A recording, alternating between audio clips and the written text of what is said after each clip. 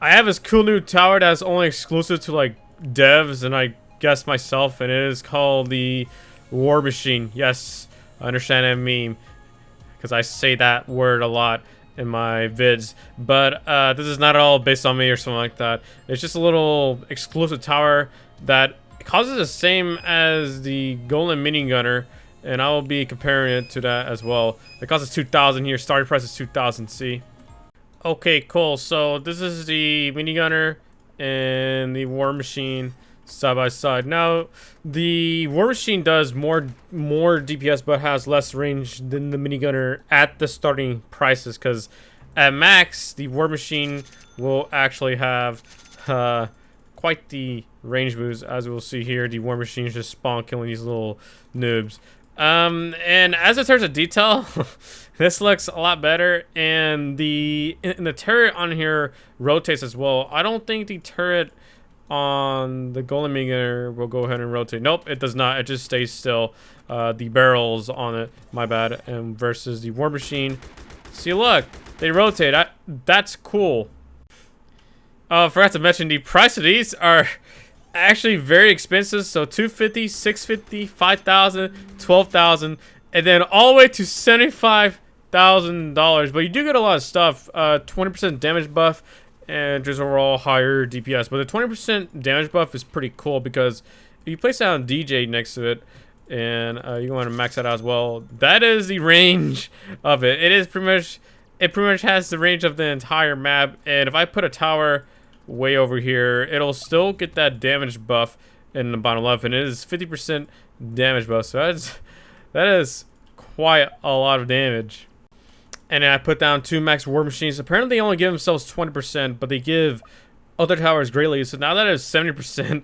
I wonder how 3 will do. Will it change it as well? No. So 70% damage buff, which is still very, very powerful. And the Golden Minigunner will now be much more powerful. I'll go ahead and spawn in an enemy Molten and see how we perform with DJ max, and we have 3 War Machines max, and a Minigunner that's dealing more DPS than average. And with just 3 towers, or rather 4, if these Golden Minigunner would wake up, it's actually doing a pretty okay job with just 4 towers. That's about 500 DPS coming in for only 3 towers. That's pretty good. Oh, and they will spam rockets as well, and their splash damage is pretty OP. 100 DPS as in terms of splash damage. That's actually really neat.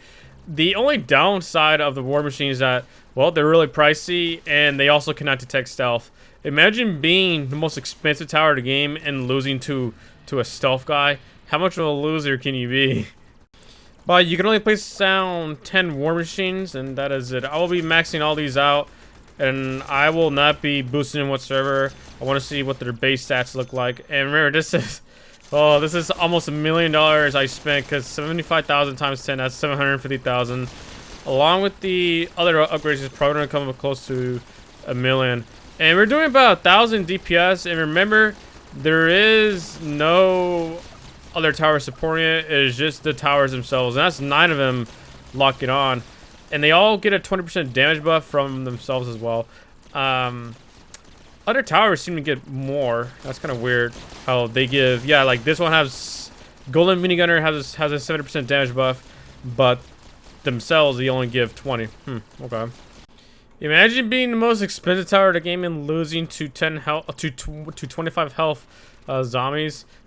What a bunch of losers. Yeah, you can actually die from using a War Machine if you do not take care of the stealth boss, so that's pretty stupid. I will now be doing DJ and Commander as well, and let's see how fast we shred the Molten. So Molten, with all the spam, it died at around right here, and to be fair, we didn't exactly give it 10 of it all the way, so it should die a lot faster. With the John ability, their damage will increase to 50%. So John will still give them a buff because they only get 20% by themselves, but John will help on that. I will be placing out John just for the damage buff. Alright, place down Molten. The things that spawn shouldn't really be too much of a problem because they're just going to get spawn killed by the splash damage rockets, so I'm not really too worried about that. The thing that's annoying though is that its stun ability kind of ruins the DPS calculations. But with the Call to Arms and also John ability, it seemed that we almost got to about 3,000 damage per second. And Molten Boss is gonna die here pretty soon.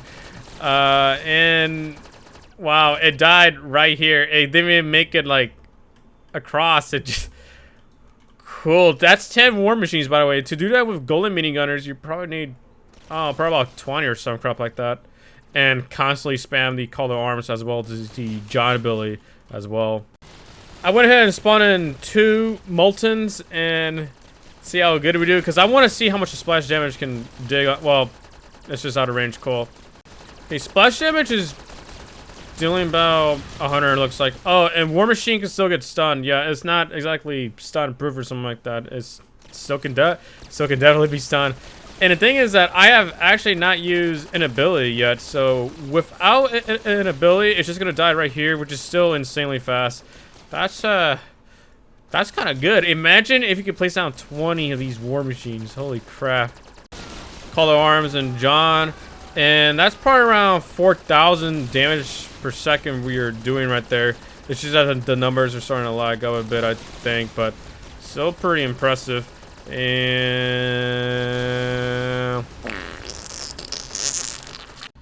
okay, I sold all the War Machines. I'm gonna place down 10 golden minigunners. I'm gonna max them all out and do the exact same ability.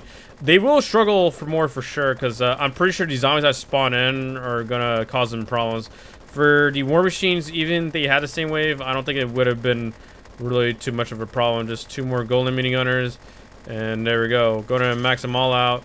And we'll proceed to spawn in 1 Molten, and let's see where it dies. Because with the abilities and 1 Molten, it died right here. But the golden minigunners, it's garbage. For some reason the damage things are broken, but we can still look on the health thing. And the Molten Boss is bugged out. Okay, that's weird. I think it's because I spawned it in incorrectly. But it's doing about 1,000 DPS. I'm gonna place down CTA ability and also John ability as well. And it's still getting a buff, 80% damage buff. I don't think it's supposed to be possible. I think I glitched out with the War Machine spam, it looks like. Yeah, they're getting a permanent buff at 50% damage buff, but there's no War Machine inside. So this is the golden minigunner with the 50% damage buff. So we would have dealt even less damage if we didn't have that. So this is with cheats pretty much, and Molten Titan is, Boss is still going on pretty strong. It's all the way about here, and again, reminder that Golden Minigunner is basically cheating right now because of the glitch of the War Machine. So 50% damage buff, and it's still struggling. Without the damage buff, it probably would have been about 32,000 health. I would predict around that range. So that's pretty cool. So far, Golden Minigunner has been too busy focusing on the units spawn as well as from the wave. It's not really focusing down too much on the boss itself. So I think it's safe to say that minigunners would have lost this. I don't really want to keep this on too long because I might die. Oh wait, I forgot. I can just cheat. So deals about 1,000 DPS with the entire charge, and War Machine deals about 4 times the amount of damage. And remember, that's only 10 towers placed down. With the golden minigunners, to meet that same price range, you would probably have to place down, I would say, 30 golden minigunners, 40, somewhere around the range, in order just to meet the same price range. Because War Machines cost a lot. That's why they're so powerful. But I think it would have been safe to say that we would have lost that, or it would have barely survived with 1,000 HP. So Molten Boss probably would have died around this range, it looks like. I'm not saying I'm not surprised, just because War Machine is an exclusive tower and also costs us probably about 6 times the price. So it shouldn't really come out to surprise, but it just really shows how good this tower is and why it should not be listed in the store probably, because it's way too OP. Oh, if you guys are wondering what the different stages looks like, this is going to be the second to last level. This is going to be level 3. And it's going to be level 2. They have this little cool little shoulder cannon thing. That's pretty dope. I like that a lot. Although it gets upgraded to like another rocket pod thing on the back rather than some weird shoulder cannon crap. And now I'm gonna wait until I get the falling wave, and let's see if we can beat that with just 13 towers right here. Just 13 towers. Garbage. John is better. Look, John can see stuff, dudes. Garbage tower. I wonder how War Machine fares against the Templar, because they just get constantly stunned. And well, I placed them all close, and yay, all the towers got stunned. Now we can't. Wow, what a good game. Oh yeah, we killed. Oh wait, no, but just a bunch of boomers dying and Templar spamming, spam stunning again. Very, very cool zombie concept. It sucks at how we still don't have some sort of tower that's like stun immune, or like there's like a support tower that makes your towers like stun immune or some crap. That's still not in a game. So we just struggle. I'm gonna cheat again, man. I'm gonna go ahead and cheat again. Screw this, man. I hate the stupid Templars. Even with War Machines, we still struggle so hard. But to be fair, I did skip the waves, so that's why I'm struggling so hard. If I didn't skip the waves, then I don't think I would be having a problem right now. But I want to speed run through this. I don't want to be stuck in 2 hours doing this match. God. Haha, Templar go. So, assuming if War Machine doesn't get stunned, it would have no problem, but I'm pretty sure that's safe to say for most towers. When they get stunned, they just perform like trash. Like Tank, we pretty much chewed it out pretty fast. Get stunned, we perform like trash. I died. God, I hate those stupid stunny towers, man, because they're all so clumped up and you just lose. I hate the towers that stun. Oh yeah, these zombies that stun your towers, man. It's so annoying. I was on wave 39 too, and I died because they all pushed through. So I was like, yeah, I should be fine. And I was like, oh yeah, I forgot to spawn in Zeds, and then I died. Yeah, so War Machines are the best tower in the game by far, if you have cheats. If you don't, I'm not really sure if investing a bunch of money in them is the best choice. Well, main lobby looks pretty cool with people.